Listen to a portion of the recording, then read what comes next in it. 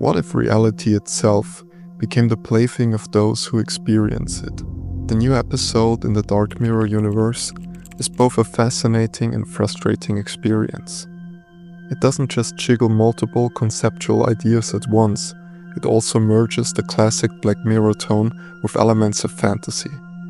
In this essay, I argue that the true genius of the episode lies not within the episode itself, but within its interpretive space. Black Mirror is known for its multiple layers of meaning and compelling storytelling. This episode only truly shines when you see its plot as a metaphor, and that's exactly the approach I take. But before diving into this thought experiment, I want to briefly address the storyline and the issues I found problematic.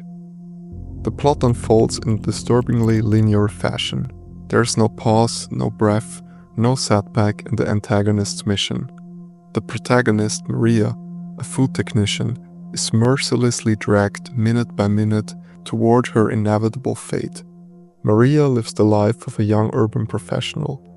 She works at a corporation, earns well, and seems to maintain a stable relationship with her partner. But one Monday, an old schoolmate named Verity suddenly reappears in her life. The very next day, Verity starts as an assistant at the same company. What begins as a harmless reunion soon spirals into a twisted psychological game. Through relentless gaslighting, Verity causes Maria to question her reality. The world around her starts shifting. Details change, memories don't align, and Maria is pulled deeper into a spiral of uncertainty. Eventually, it becomes clear that Verity possesses powers far beyond mere manipulation. The final confrontation brings Maria to Verity's house, where she reveals her motivation. The bullying she endured in school sparked a hatred so deep that it drove her to seek revenge. Verity, a computer genius, has built a quantum computer capable of interfering with infinite parallel universes, thus altering real, tangible realities. What Maria thought was gaslighting turned out to be interference in her very universe. In the end, Maria shoots Verity and takes control of the quantum computer. She, once an ordinary woman, crowns herself ruler of reality in that moment. The plot is solid, but it contains multiple gaps. The episode is rich in Easter eggs, typical for Black Mirror, but that's not what I want to focus on here. Whether certain Netflix users were able to perceive alternate realities or not is a fun gag, but not a narrative milestone. A more interesting detail stands out. Until I wrote this essay, I could barely recall the protagonist's name. A remarkable fact. Verity Green, on the other hand, is constantly mentioned, dominates every scene, commands every conversation. This deliberate design by the creators clearly shows Verity controls reality, and us, the viewers, ride along with it. This episode breaks with a fundamental quality of Black Mirror, the plausible depiction of technological dystopias.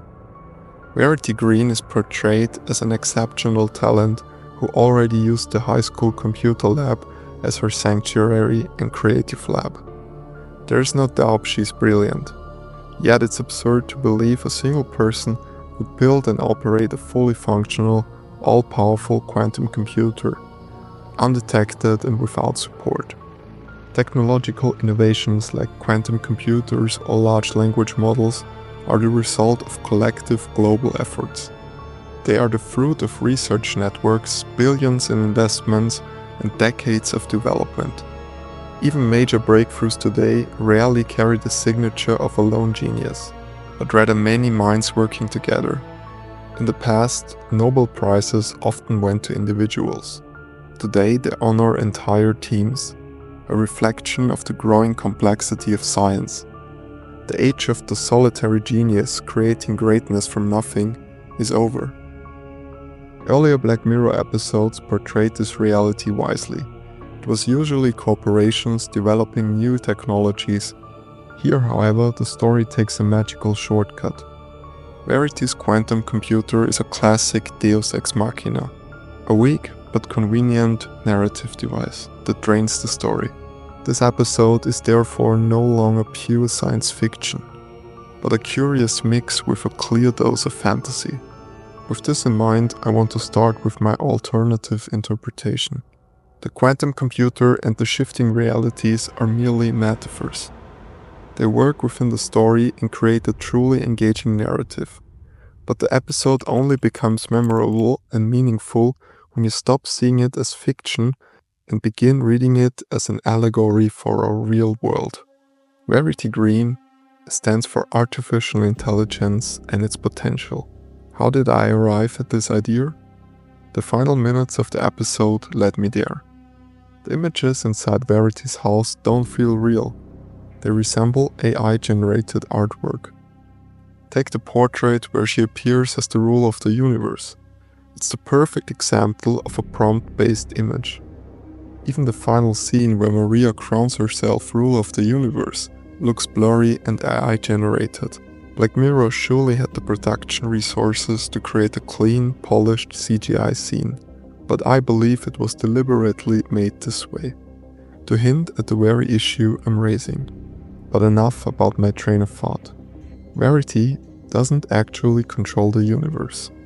She merely symbolizes a far more real threat. AI is in the process of destroying our concept of truth. For millennia, humans developed systems to document and understand reality.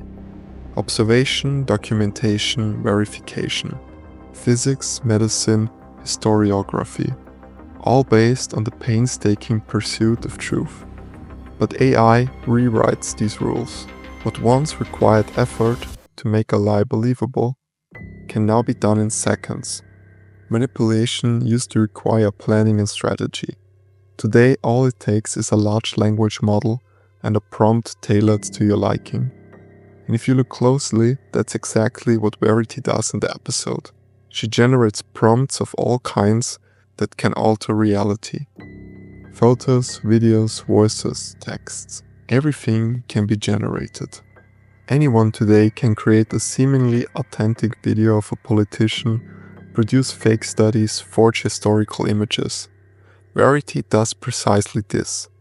She forges logos of bankrupt fast food chains, she falsifies legal documents, the email from Maria's colleague, she fakes camera footage, like the scene where she allegedly drinks the almond milk. She even redefines the meaning of words. A nutology simply ceases to exist if she decides so.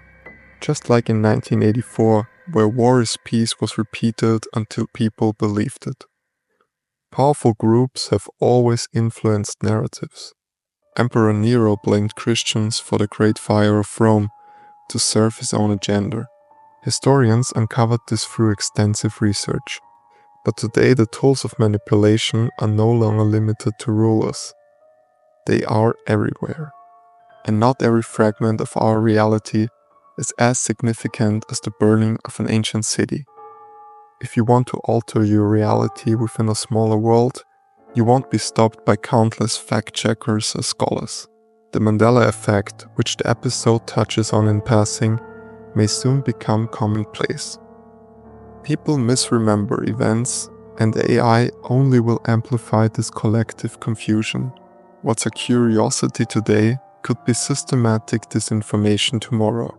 We are at the dawn of an era where truth becomes relative, where a simple AI-generated image can move millions, trigger outrage or joy, without ever having been real. Humans want to believe what they see. A social media post with a video and caption can convince countless people, regardless of whether it's fake. And the better the technology, the harder it becomes to detect. Why would anybody do this? Well, Nero had his reasons, Stalin had his, and you likely have your own reasons for wanting to reshape the reality around you. Maria ultimately embodies modern society, a collective uncertain about its own perception. Verity Green, on the other hand, is more than a revenge figure. She is the personified AI, the unstoppable, shape-shifting monster that robs us our final certainty. our belief in an objective, verifiable reality. This episode is not a perfect Black Mirror episode. It's too fantastical, not plausible enough, but as a dark metaphor for the digital age, where truth becomes a shape-shifting commodity. It is a deeply unsettling mirror of our future. Maria crowns herself in the end, but the power she gains is not meant for any human mind. AI perfects in countless ways, but can we handle that power? And maybe in that very realization lies the true value of an otherwise mediocre episode.